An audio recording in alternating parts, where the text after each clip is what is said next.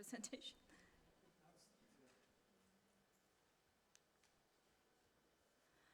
Hi, everyone. Thank you for welcoming me to this great event about dual-use innovations and actually importance of it, how to engage it in South America, Latin America. I am the founder and CEO of Spaceless Space Technologies from Turkey, far away, but why I'm here? Because what I'm doing is a global entrepreneurship. It really requires to discover different markets around the world in both civilian and military markets. What I'm doing is solar cells, solar panels, for especially defense and space sector. And today I will give you a little bit of my perspective from the NATO DIANA program, which is an dual-use innovation program that is organized by NATO. And you can see here that I have had a lot of experience, not just for business and technology development, but mostly research and academia. I did my PhD doctorate studies in Australia, in the other part of the world, about organic electronics, thin film photovoltaic solar technology, which means very flexible and lightweight solar photovoltaic technology. And with NATO DIANA program, I immediately in Turkey founded a company with both the government support, but also the DIANA program support. Here you can see why we need these solar panels in, first of all, the space industry. It is because of the cost of the already expensive space economy. President Loreto just mentioned how it is really, really critical to do our own space strategy for our own countries and continents. We are all global now. We need to really strategize how we can develop the right technologies for not just the sovereignty and security, but to help each other, for collaboration. If there is something going on in one part of the world, it will eventually affect the rest of the world. It's not, it's inevitable. We can't really just turn our eyes blind to Europe or America or Asia. Whatever is happening in our world is affecting all of us, especially with climate change. So why we need solar panels, sustainable power in space? Because the existing spacecrafts, all the satellites, they have very heavy, rigid solar panels. And most of the cost of these satellite launches are due to these heavy and complex structured satellites. And what Spaceless is doing is try to reduce the cost by designing lightweight and mobile solar cell technology.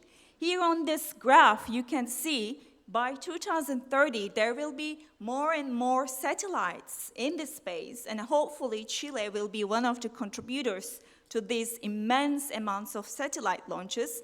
And we need to really, really strategize and develop the lightweight solar power right now and not just think about it in 10 years. Because it's going to happen really quickly, and you can see in the graph, by 2050, we will have 100,000 of satellites up there. So we really need to be careful to provide the sustainable power. Why space and defense? Because a lot of small satellites, they need much lighter power. Here you can see one of my demo design for a cube satellite, a nano satellite, we can also say. It's very small, so it needs much lighter and flexible solar panels. And they can be printable. They can be done in a manner with a continuous production using minimal material, and you can just fabricate it, produce it in just a day, meters of squares of solar cells. The most critical thing is the specific power, which means the differentiator, it's much lighter, 50%. This specific power makes a 40% reduction in manufacturing and launch costs of these satellites, especially in low orbit, the durability and the radiation resistance is really, really critical for very thin solar panels. And that's what I'm also working on. Because whatever you send to space, there will be more harsh conditions. That's why we're working on the dual use potential of these solar panels. They can be, of course, used in residential areas, but in harsh conditions, in war zones, in space, in deserts, there will be higher temperatures, a lot of wind, a lot of mechanical instability. So that's why we need to test these solar panels for really harsh conditions. Why we need it for commercial applications, not just for military or defense solutions. We need it because solar energy has becoming the dominated renewable energy resource. By 2030, it will dominate 80% of the renewable energy capacity of the whole world. And in Chile, there is a critical importance. Chile already has a high solar energy potential. It's one of the top 5 in the world. And especially when you look at the growth of the thin film photovoltaic solar, which means those like very flexible solar market, it's gonna be $11 billion by 2035. So not only we need solar panels by 2035, we need very thin, flexible solar panels, not just for space sector, but for commercial, terrestrial use. And that's what also Chile and other Latin American countries need because they have the potential, they have the capabilities. It's just about prediction of the critical technologies that is needed by our countries.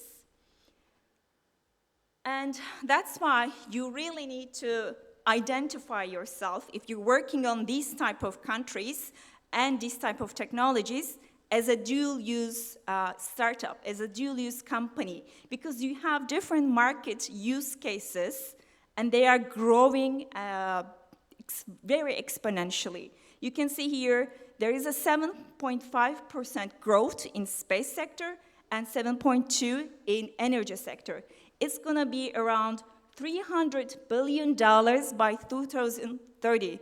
So Chile, all the Latin American countries, they need to get their share if they can just hop in and focus on satellite manufacturing, but also commercial solar panel manufacturing.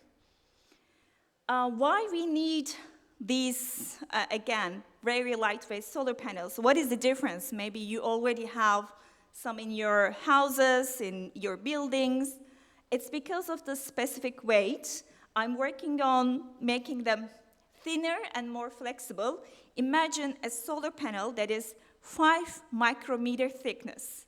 So how you can do this? It's through material science. It's through research and development. It's through R&D studies. So all these entrepreneurs, they are not only working on business plans and financials and funding, but they are working on research. So in Chile as well, we need to just support this direct approach between universities, researchers, and entrepreneurs so that we can make these innovations real.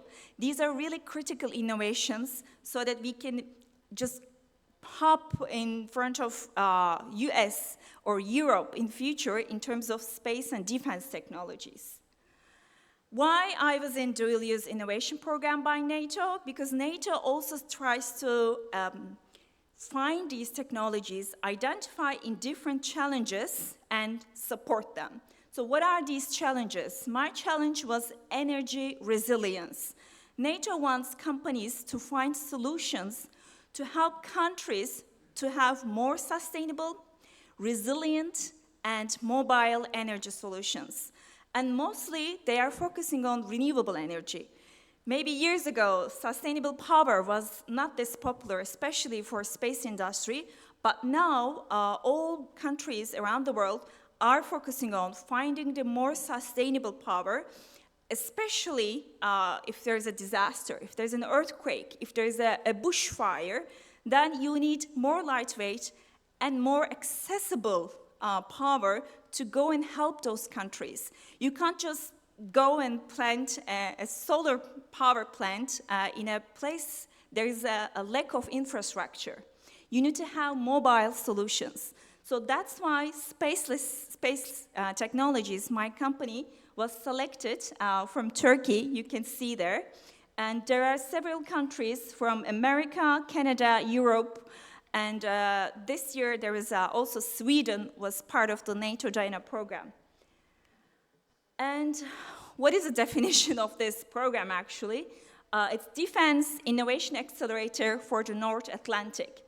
It supports deep tech companies tackling critical defense and security challenges.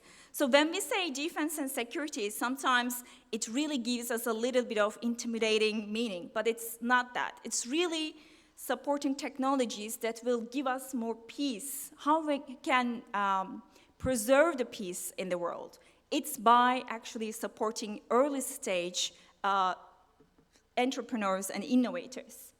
The dual-use focus is really unique because NATO Diana was the first accelerator programs that will actually help innovators to focus on, to emphasize on dual-use innovation potential, how they can just carry their products from a commercial market to a military market, or if they're already working on a military market, how can they find a customer from a commercial market?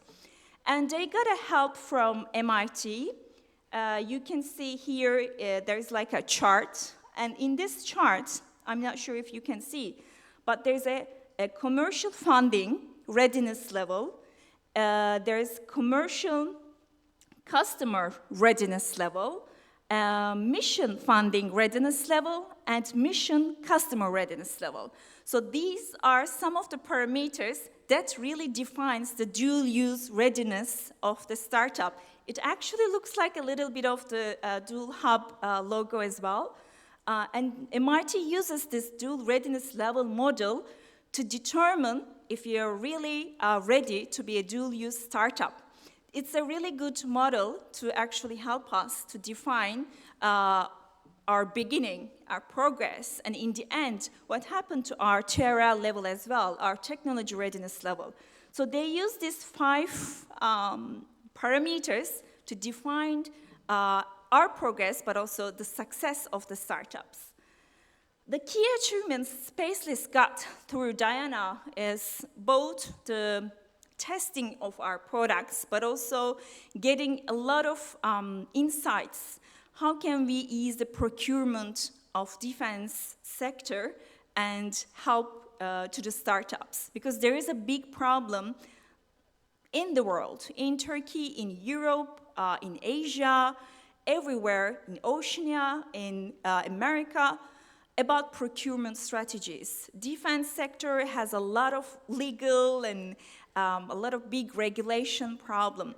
And NATO Diana program is one of the biggest or one of the most innovative part that supports you in terms of easing these procurement strategies, easing these regulations.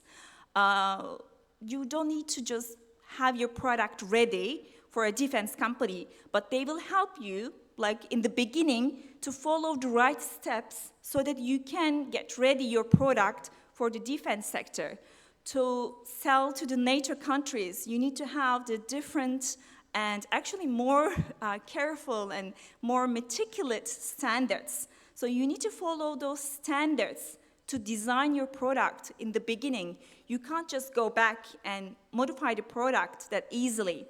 And Diana program is supporting the startups to follow those steps so that you can be ready when your prototype is done. You can actually go and talk to the companies that sells their products to NATO countries, to defense companies, to NASA, for example. And also we had like expert sessions on pitching and business plans, and they were also done through different accelerators. So they have centers in North America. I was in Boston, Massachusetts. There is one in Turkey. Europe, there's a lot of accelerator sites, and the actual Headquarters is in London. And this is my traction. So when I was doing my PhD, I founded a company, not officially, but in Australia. I got a space entrepreneurship grant from the government of South Australia, and that gave me a lot of insights in terms of what is the space economy, what is the space ecosystem, but also solar energy ecosystem. And then as soon as I finished the PhD, it was a tough time because it was a pandemic time, and in pandemic, maybe you all know, Australia already was struggling and they closed the borders. So I kind of used this opportunity, this difficult time, to find my passion, and then came up with Spacelist. This was really a good time for me to focus on my abilities, but also future problems that I can solve with those abilities. And as soon as the PhD finished, I received an investment from Turkey's Science and Technology Council, and that's how Spacelist is founded. Turkey is also new, like Chile, in space sector, but they're also doing these national strategies, so it was a good timing for an entrepreneur to get this kind of support in 2023. And then I got a NATO Diana grant, and that's also a continuous relationship. So from now on, we will always get mentorship.